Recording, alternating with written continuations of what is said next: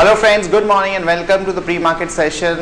Friends, we've seen a major sell-off across the globe and even in our market we had unfolding of a major event, and the market has reacted quite negatively to that. First of all, the global cues, we've seen a sell-off in US markets and Europe. Most of the markets were down about 2 to 4%, and the key concern there is that the PSI Greek debt deal, the deadline is approaching, and there are fresh concerns about whether it would be smoothly rolled over as the negotiations are underway with the private lenders.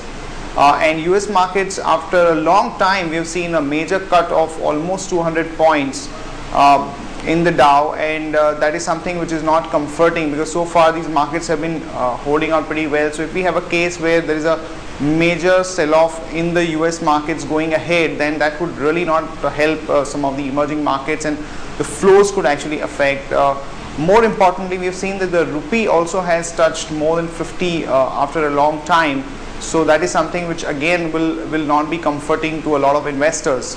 Back home, we had the UP assembly elections outcome, and Samajwadi Party has managed to get the clear majority there. Some of the people view this as a negative development because that would possibly stall the reform process, and as we have the budget, probably the government may have to aggressively pursue the populist measures. But one section of the market also believes that since the expectations are low, and if somewhere down the line, if the government is able to form some kind of informal tie-up with Samajwadi Party, then we probably would have some surprises there. So I don't think that it is entirely not possible to conceive of some good positive action on the reform front going ahead. Friends, on the flows front, we've seen that they have actually dried up, and after a long time we've seen a net negative selling in the cash market by FIIs, though a small number of 250 crore, but this is a number which we will be watching out for over the next few days. On that note, let's talk to Shaival on the F&O data. Hi Shaival. Hi. The volatility has increased, and we've seen some of the levels being taken out. So how does one position for the volatility? As rightly said, we see both international and domestic views are heavily weak on the market, and in yesterday's trade we've seen that the hesitant FIs have also turned into net sellers in index futures by around, say, with a marginal sum of around 200 to 300 crores. Due to which we have also seen that the markets have seen a sharp sell-off from the intraday's high, and some fresh short positions were accumulated in yesterday's trade. Now, focusing on the implied volatility, we have seen that implied volatility during the last half an hour or say 1 hour has recovered from the day's low, and from the intraday perspective, from the strike perspective, what we have seen is that the focus has been shifting from strikes. Previously, what we used to see on the put side was a good activity was witnessed in 5,100 and 5,200 put option. Now that focus has been shifted to 4,900 and 5,000 put option. Whereas on the call side, we've been continuously seeing that deep out of the money call has seen a good activity. Now that focus has shifted to 5,300 and 5,400 call option. So summing up all these things together, what it has been indicating that on 5,200 on closing basis may act as a good cushion for the market in the coming trading sessions. That is not talking about the future levels, but if market fails to hold those levels, then 5,000, 4,950 can be seen on the lower side. From the intraday perspective, Dr. Reddy looks positive with support of 1672.35. GSP looks positive with support of 75.70, and Adani Ports looks negative with the resistance of 146.35. Thank you. Thanks Shaival. Now we'll do a technical check with Gaurav. Hi Gaurav, we've seen a major weakness, and I believe some of the key levels have been broken on the way down, both for the Nifty and the Bank Nifty. So what is the outlook going forward? How does one play this? Do you think that one should play for a bounce back at some important level, or you think that the overall picture has turned negative and any pullbacks should be used as an exit opportunity? To start our discussion with daily chart.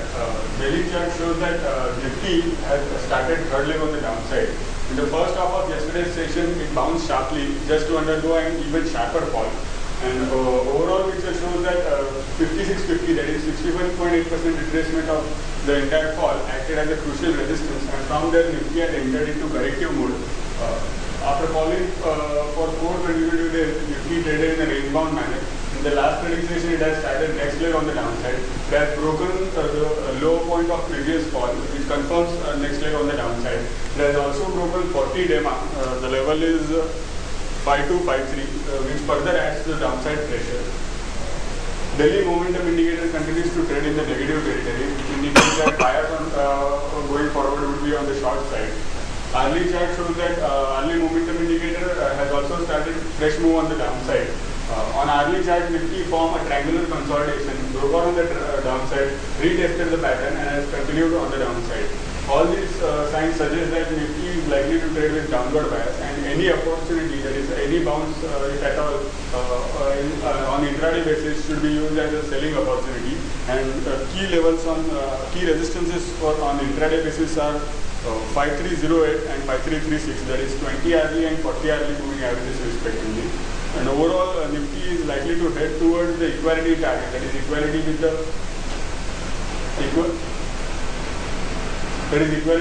first leg of the fall, which falls at 5100, and crucial resistance on Delhi chart is placed at 20 DMA, which is 5410. On stock specific front, Tata Power is a good candidate for shorting from short-term perspective. It has broken a rising channel as well as a key daily moving average, and is likely to trade with downward bias. Crucial levels on the downside are 104 and 97, whereas key resistances are 112 and 118. Similarly, ICICI Bank has also broken a rising channel as well as key moving average, and it has already started next move on the downside after consolidation. So for ICICI Bank, crucial levels on the downside would be 840 and 810, and key resistances will be 891 and 940. As we discussed in case of Nifty, similarly in case of Bank Nifty, it has also broken the previous low and has started third leg on the downside. And equality target for Bank Nifty falls at 9500, 9500, whereas 20 DMA, that is 10538, will act as a crucial resistance from short-term perspective. Thank you. Thanks, Gaurav, for that update. Now we'll do a fundamental news check with Kaustubh. Hi Kaustubh, please share with us the important news and its implications. Yeah, some of key positive news for the companies which are under our coverage. CESC has received increase in tariff from the West Bengal Electricity City Board. They have been allowed to increase it at an average of 13.29%. So this is positive for CESC. We might see some positive momentum in the stock today. We have buy rating on the stock with a price target of 405. MCX is to list on March 9th. Will list on March 9th, that's on Friday. So this could see some action in stocks like financial technologies and the other PSUs like State Bank of India and Bank of Baroda, who has already sold part of their holdings in the IPO. Federal Bank has classified its exposure to Kingfisher Airlines as an NPA. This we believe is going to be neutral for the stock, as other banks have already classified same as an NPA.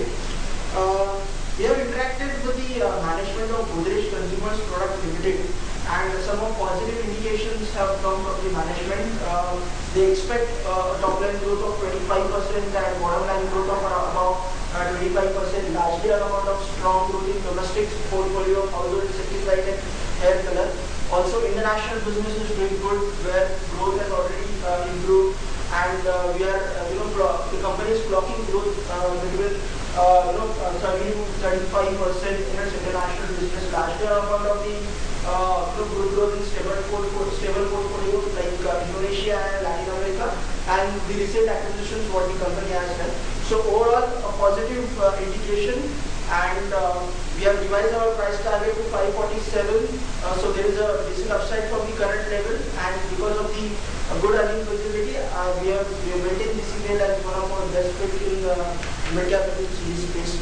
AstraZeneca PLC may delist its Indian unit from the local market, or sell at least 15% stake in the business. Also, although no deadline has been set for the market decision on the unit, however, AstraZeneca Pharmaceuticals India unit has clarified that no such company has been received from the parents. So we might see some movement in the AstraZeneca PLC stock as well. Thanks, Kaustubh, for that update. So friends, just to sum it up, overall Qs definitely are negative, and what we have to remember is that we have already corrected quite a bit, so one should not really panic in the first half an hour of the morning session. If we really see a break of the important levels on the Nifty somewhere around 5180 or thereabouts, or on the Bank Nifty somewhere around 10,180 has already got broken. So if we consistently trade below that, then definitely the overall buyers would turn negative. And as I have discussed that the flows also have been quite negative, one should watch for the actual FI data on the cash market for a couple of days. That's it from all of us, friends. Have a nice trading session. See you tomorrow at the same time.